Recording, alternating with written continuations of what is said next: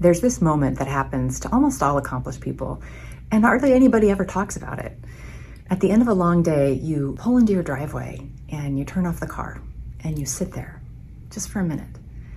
And you might think about the fact that you worked really hard to get where you are. And yet you wonder to yourself, why do I feel so empty? If this moment has happened to you, maybe not in your driveway, maybe it's in your office or when you're walking your dog or in the kitchen at 11 p.m. This video is for you because I'm going to give you a map out of that and back to a version of yourself that feels connected and energized and actually enjoys your work and your life again. I'm Diane Bolden, and I'm an executive coach. Over the last 30 years, I've worked with executives over a variety of industries, both large and small companies, almost all of them very accomplished, many of them exhausted, and most of them beginning to realize that what is draining them is not the workload. It's something deeper than that, something that no productivity hack or framework or reorg can fix, because it's underneath the surface of what any of those things can access. In the next 12 minutes or so, I'm going to help you see the root of that, and I'm going to give you 5 movements to find your way out of it. I'm also going to point you to a free manifesto that you can download that will lay it all out for you. But first, I want to introduce you to someone you probably recognize. We'll just call him Greg. He's a senior leader, he's experienced, he's knowledgeable, he is well regarded, and he knows his stuff. He has been to the workshops and the retreats and the conferences, he's read the books, he listens to the podcasts. He's a go-to guy. People entrust him with greater and greater levels of responsibility because he delivers. But at the end of the day, Greg goes home feeling defeated. He is working harder than ever, but not really moving the needle anymore. And the work that he used to love, it's starting to feel a little bit like a burden.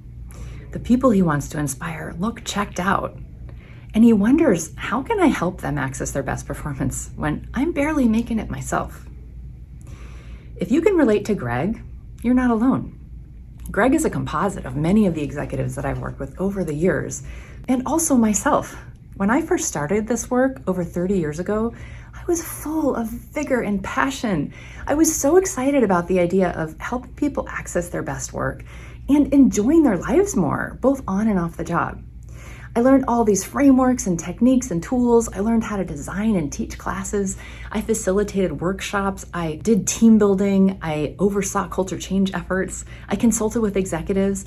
I poured myself into helping people access their very best potential. And then the very thing I wanted to help other people rise above, it happened to me. Not all at once. It was slowly. The hours got longer. The deadlines got tighter. I took more and more on, and I tried to be everything to everyone. I had all these balls in the air, and I was constantly terrified that one of them would come crashing down. I wasn't taking very good care of myself. I wasn't exercising. I wasn't eating well. I wasn't doing anything to rejuvenate. I was leaving the office racing to pick my kids up at daycare before it closed. And I was dismissing the indicators that many executives begin to recognize, but kind of screen out. I was waking up in the morning feeling like I was pushing this rock up a hill, like Sisyphus, pushing the rock up the hill and having it come crashing down over and over and over again. I was working on all cylinders, but I really wasn't very effective anymore. And deep down, I knew something had to give. The way out of that, I discovered, was not more hustle. It wasn't learning how to be more efficient. It wasn't about knowledge at all. It was much quieter than all of those things. That work changed me, and it's still changing me. And I want to introduce you to the work that has changed hundreds of executives since that moment. Here's what I believe after 30 years of this work. I think we already know almost everything there is to know about leadership, about building healthy organizations. We know the importance of connecting to people, of listening more than we talk, of understanding where people are at and what motivates them, of leading from strengths. We know the importance of being strategic, getting out of the weeds, doing the most important work. We know the importance of guarding our energy and of slowing down in order to speed up.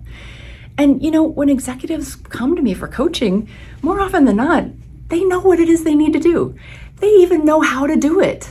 And the funny thing is, back when I hit my wall, I knew those things too. I was teaching classes on it. The problem is we know all these things, but we're not doing them. Why is that? I think it's because there's something underneath the surface that is running us, something beneath our conscious level of awareness. And I call it our modus operandum. It's a collection of beliefs and patterns that we've inherited that actually shape our behavior.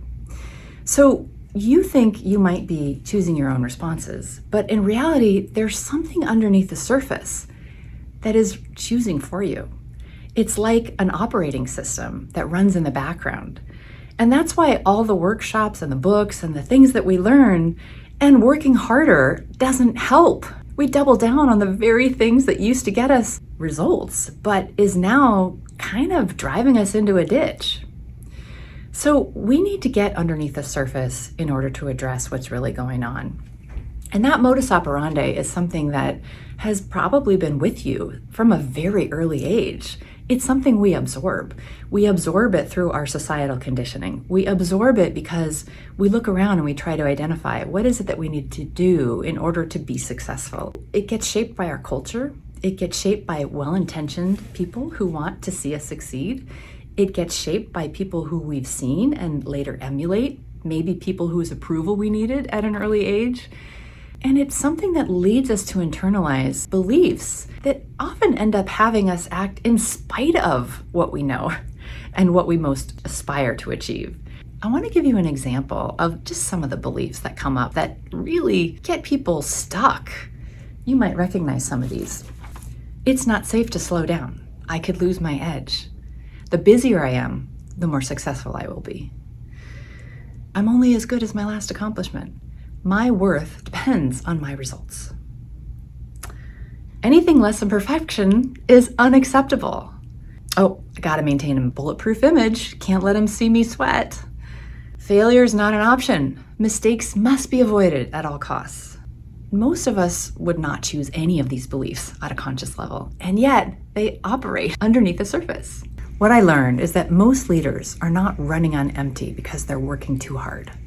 They're running on empty because they're running on the wrong fuel, the kind of fuel that has them second-guessing themselves, that has them on autopilot, that has them protecting themselves rather than the right fuel that is aligned with where it is they really want to go, consciously, what they really want to create, what they're most proud of, what they're most excited about. So how do you shift from the wrong fuel to the right fuel?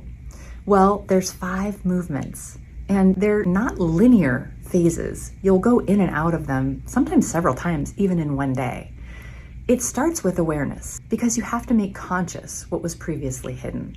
You can't change something that you don't see. And often the entry point is that pain point, that moment in your driveway, or wherever it is that you have the epiphany that life isn't quite what you want it to be.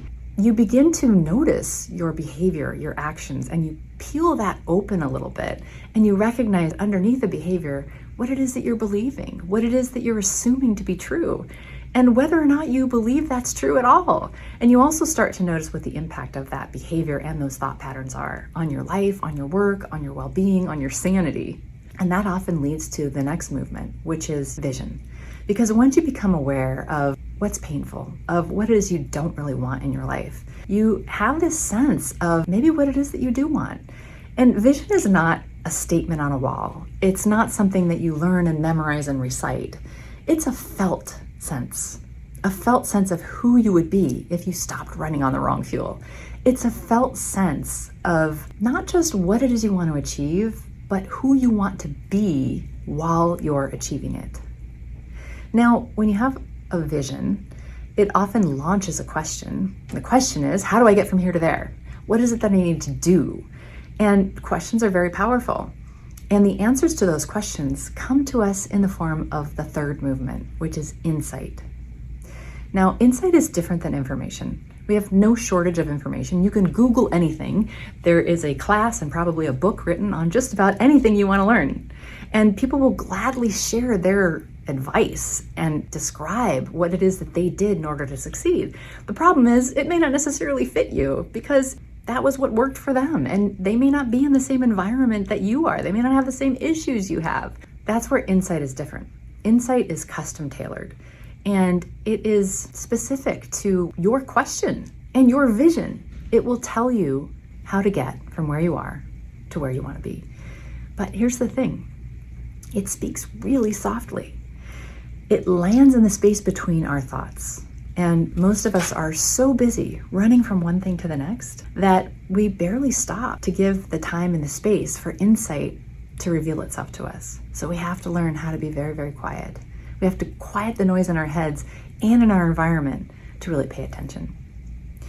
Insight will tell you what to do next. And that leads to the next movement, which is action.